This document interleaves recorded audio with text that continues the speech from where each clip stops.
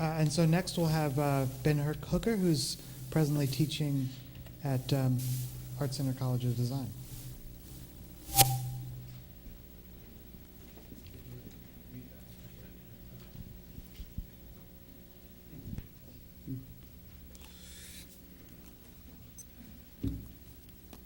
So hi, yeah, I'm Ben Hooker. I'm faculty in the Graduate Media Design program at Art Center, and all the work I'm going to show is it's all collaborative, but I haven't sort of put title cards at the beginning of each project because I wanted to just kind of take a more a slice through the projects without being explicit about what is a conceptual piece and what is a built piece. So.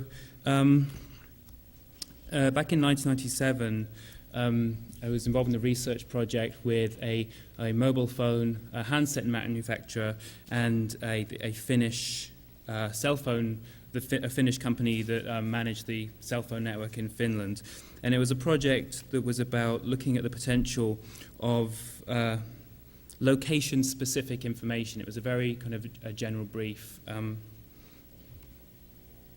So it's kind of the relatively new idea at the time that if you imagine that how a cellular network is constructed, as you're moving about your day, you're passing through various, you're switching from one cell to another phone cell to another phone cell. And then it's interesting to think about the possibilities of pushing media to a certain person in a certain location. And at the time, there was a certain inevitability. It was felt that there was going to be mobile phones were going to become, they were going to kind of go and do two things. There was the assumption that the services that tell me where the nearest restaurant is to where I am at the moment, that kind of stuff, that kind of information services, and also that the phones were becoming more sophisticated. They're becoming more like Game Boys, so just gaming devices. But we were particularly interested in this middle ground between those two poles. So, the idea of this is a visualization, a drawing of the cellular network, and what does it mean, for instance, to have a creature that lives in the cellular network of the city, and how will that manifest itself?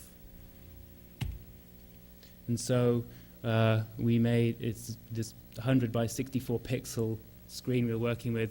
This is a lost cat that wanders around the cell phone network in Helsinki for this project with a user group. And on the left, this is the spreadsheet that shows how the structuring of the wandering of the cat in the cellular network. And this is the cat on the phone. It was a very simple project. It was just kind of testing, would people was it a delightful experience? Did they want to show the cat to their friends? Did they associate the cat with particular areas when it appeared on their phone? And people really engaged with the quality, albeit it seems very rudimentary now, but the quality of the animation. And when the cat appeared on someone's phone, other people in the trial group would get a message saying, so-and-so has seen the cat. And so this is diagram. These are just rubber bands, but it's a model, again, another drawing of thinking about a cellular network. Depending on atmospheric conditions, the edges of the cells change shape. And we've got into this kind of poetic interpretation of it. So the idea that when you're maybe making a phone call, you're sharing the cell with other people, but you don't know who they are.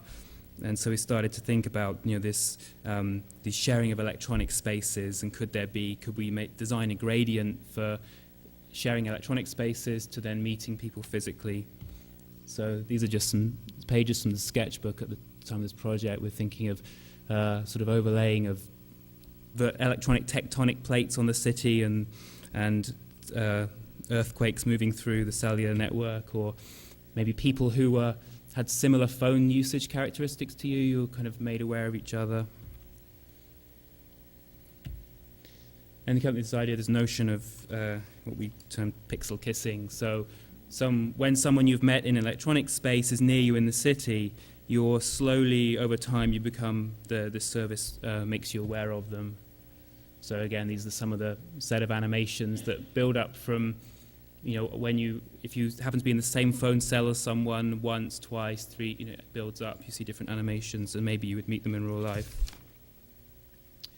So I mentioned that the project was based in Helsinki, and as part of our process, we made this map, so this is the city of Helsinki, showing basically the kind of the physical, the coastline and the physical structure, and then we draw onto that the approximation of each mobile phone cell, the mobile phone mast.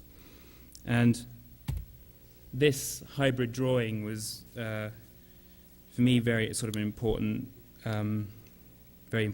drawing, because it represents a fusion of information space and physical space.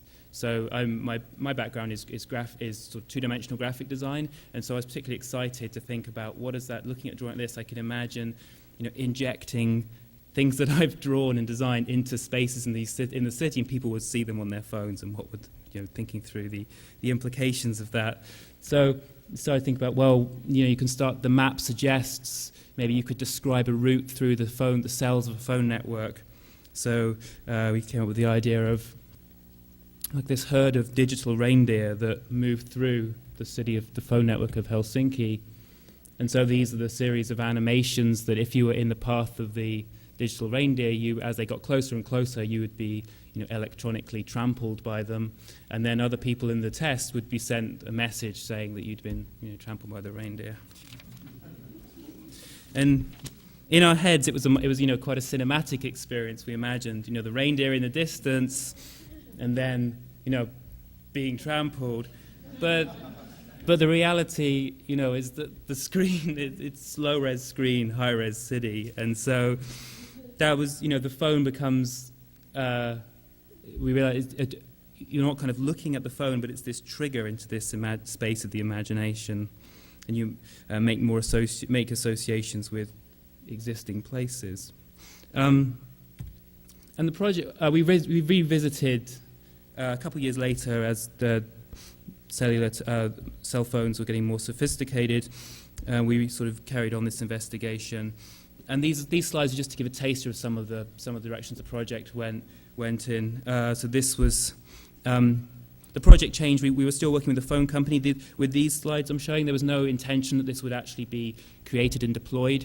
The phone company was interested in us speculating about these services that weren't games and weren't navigation services, that they wanted to sort of think about what maybe sort of slightly irrational but engaging things could you do with the cell phone and the cellular network, to help them think about how they were designing the firmware on the phone. So it was quite a very sort of technical project, but they wanted us to speculate to help them develop the firmware. So this is the idea of the cellular network. Think of it, each mobile phone cell has a different climate, and your phone is a garden, and as you move it around the city, different things grow and die depending on where you're moving, and it's a bit like watching a time-lapse film of plants growing and dying. This is the idea that the phone network knows which cell anyone's phone is when they're making a call, and so there's this sense of a movement of maybe people commuting in and out of the city, these kind of tidal movements of people. And here, those movements, they're anonymized, and they're used to drive these creatures that race against each other, so you can kind of bet on cellular activity. This is something called My Lazy Pet Crow, and it's a crow that lives on your phone, but it's a homing crow, so you can release it from your phone, and it makes its way back to you going through the cell network. And occasionally, it likes to hang out on video billboards with other crows.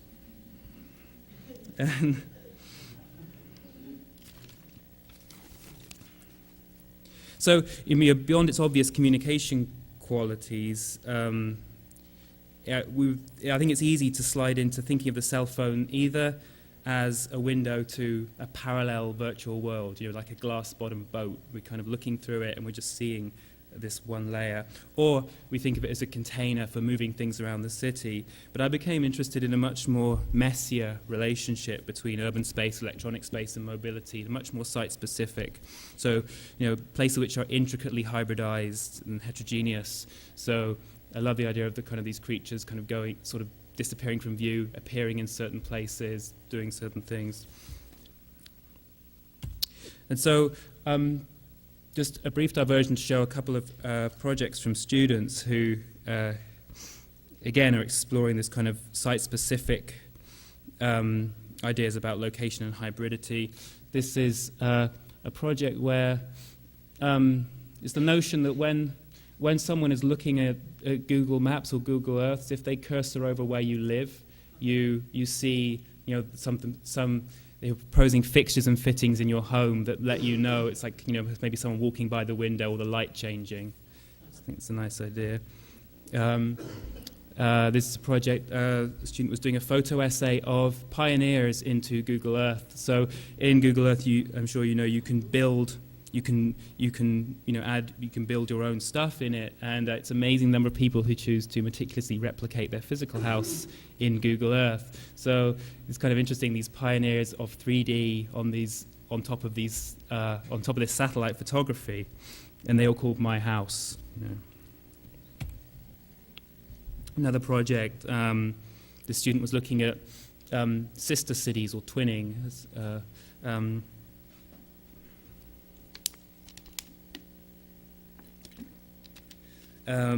And the idea of certain places that are very closely linked to a specific other place. So here, the notion is that rather than being twinned with a particular town in a particular country, Pasadena is twinned with this convoy of sensors that slowly make their way across the Earth. And so that's what the location that your local physical environment is always being twinned by this kind of traveling survey team. And it's kind of like a natural history documentary fused with urban space.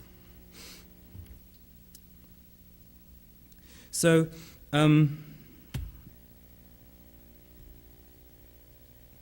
when you're designing for mobile services, it's always this up and down between working at the map, I've found, between working at the map level and then considering the actual situated experience. You know, what's it like to be on the street holding a mobile device surrounded by the noise and, you know, just things that are distracting for you in the interface, sort of dealing with that, and then back up to the map and then back down to thinking about the handset. And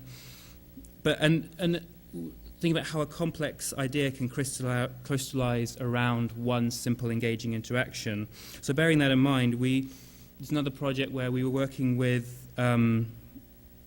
scientists who are looking at airborne pollution, the way it moved around the city, and they were developing quite complicated models to understand how airborne pollutants, whether it's carbon monoxide or particulate matter, moves through the canyons of the city. For instance, two streets which seem very similar can have drastically different levels of airborne pollution just because of the air currents and buildings elsewhere. So you can think of two streets maybe that have the same amount of traffic, but they're actually quite a different level of pollution. And so we were tasked with sort of engaging with this project, dealing with the public awareness aspect of this scientific investigation. And we noticed that there are many different kinds of pollution sensors out there, official and not official. And the official pollution data is usually averaged because they don't want to sort of reveal alarming glitches or to the public. They don't want to know this is a pollution hotspot, or it could be just noisy sensor data. But we kind of imagined a future where it's completely deregulated, so people are buying and selling different kind of quality pollution data, and you were the kind of consumer navigating through it. So we imagined, paying to get very precise information of where the most unpolluted parts through the city were. And it's kind of this quite elaborate scenario. But what we did was we built something quite simple that embodied sort of the spirit of that project. And this is it's a hybrid sign. It's a carbon monoxide sensor linked to well, it's actually a PDA, but it could be a cell phone that has Bluetooth.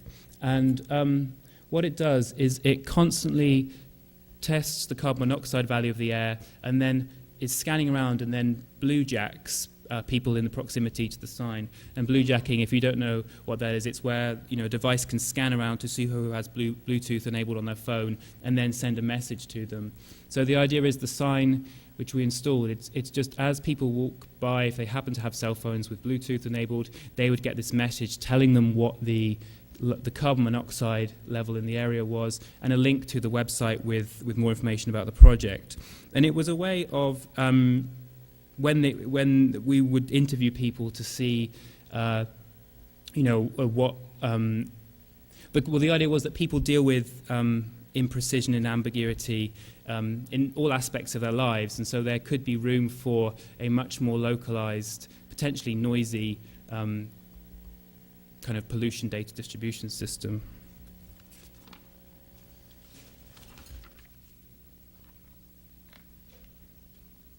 So, and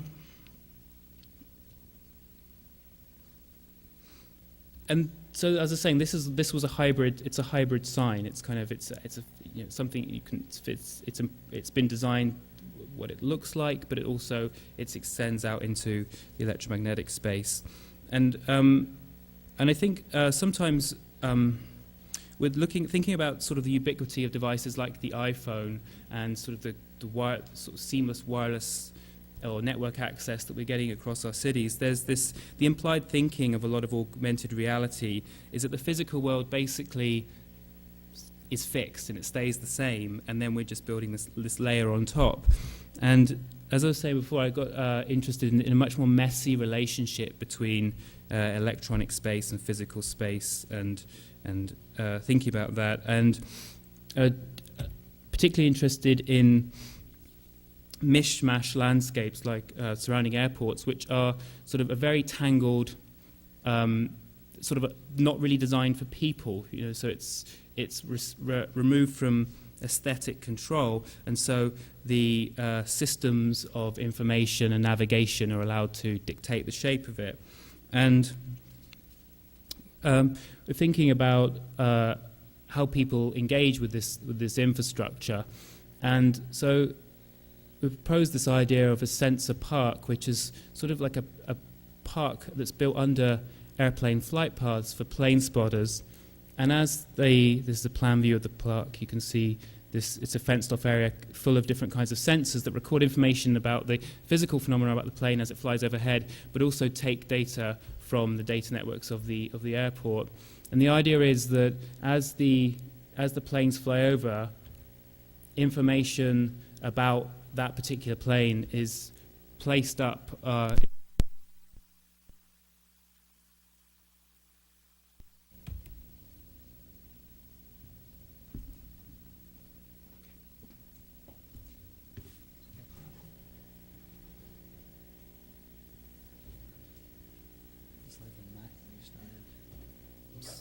Okay, yes, sorry about that. Yeah, we'll just restart the computer and then should be back on in 5 minutes. Maybe we could jump to questions now. We can come back. Okay.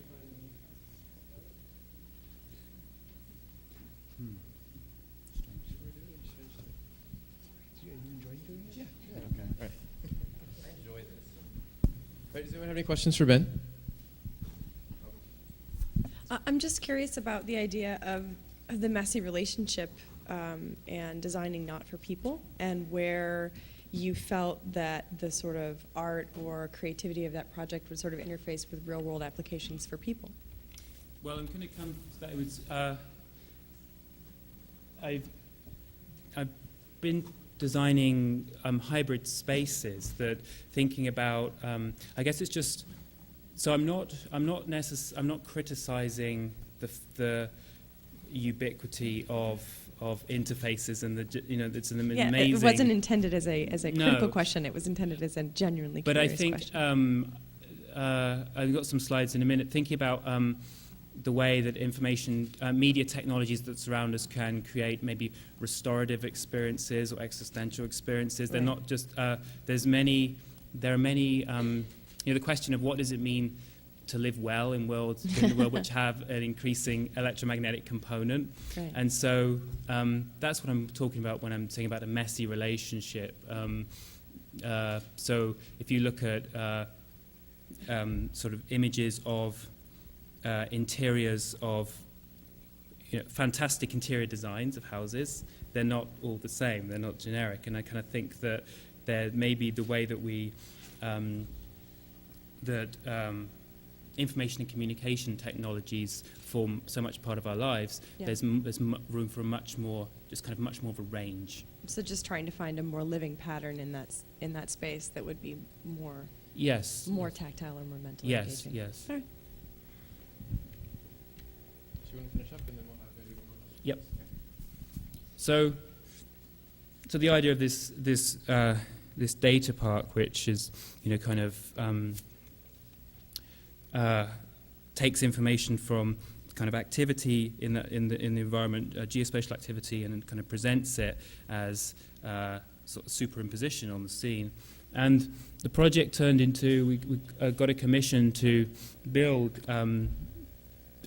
these, as part of an art festival, these ticket machines in San Jose, and which is a project which, the physical manifestation of those previous ideas. And the idea is that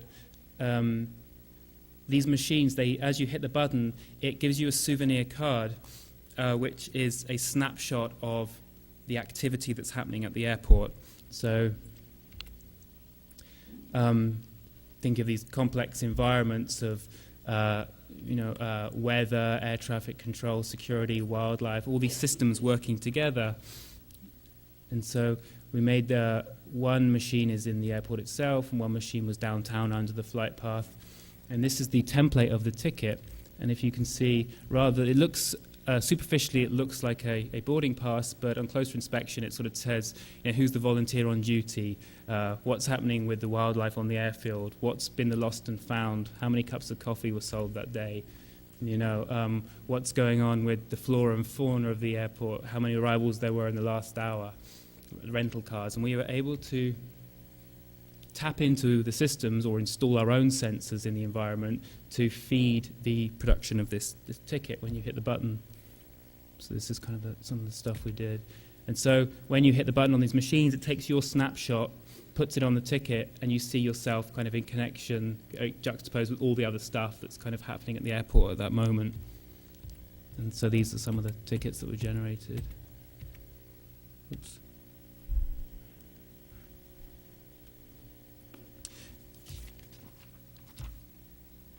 And these are the machines. And the idea is it's sort of meant to look strangely familiar, like a piece of urban infrastructure, like these electricity or gas street boxes. But you can go up to it, and you can be kind of located inside all these systems. Oops. So briefly, the last thing I'm going to show is to shift to thinking about the difference between carrying on thinking about hybrid objects, but the idea of the difference between mobility and something which is portable and something which is mobile. So this was a project where screens tend to often they draw our attention away into disconnected virtual worlds. So these are a series of thinking of the home. Devices which they're not books; they're book-like objects, but they have just one function each, and they have very simple screen on the spine and screen inside. And the idea is that they each have a different function. Like they may be connected with one webcam, or they may every time someone writes something about you, it goes in the book.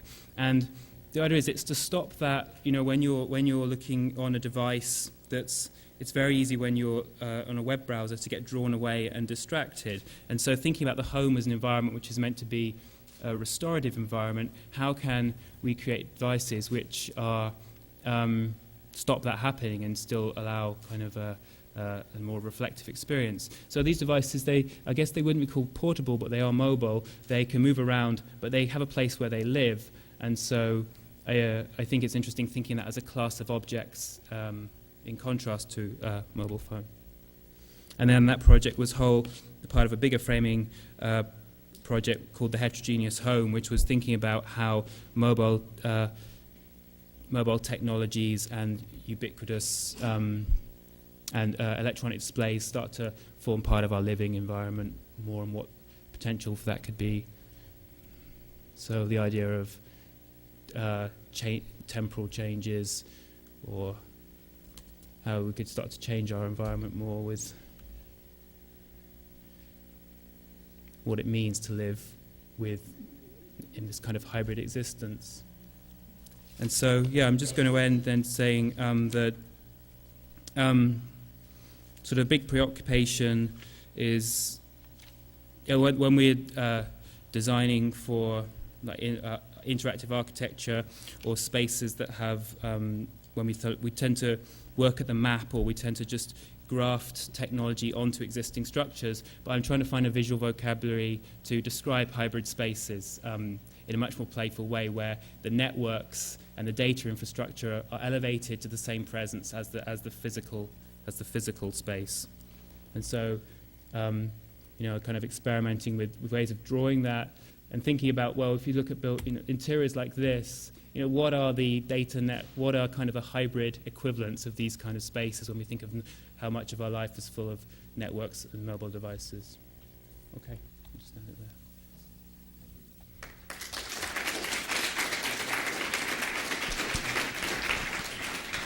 Does anybody have any questions for Ben? Additional?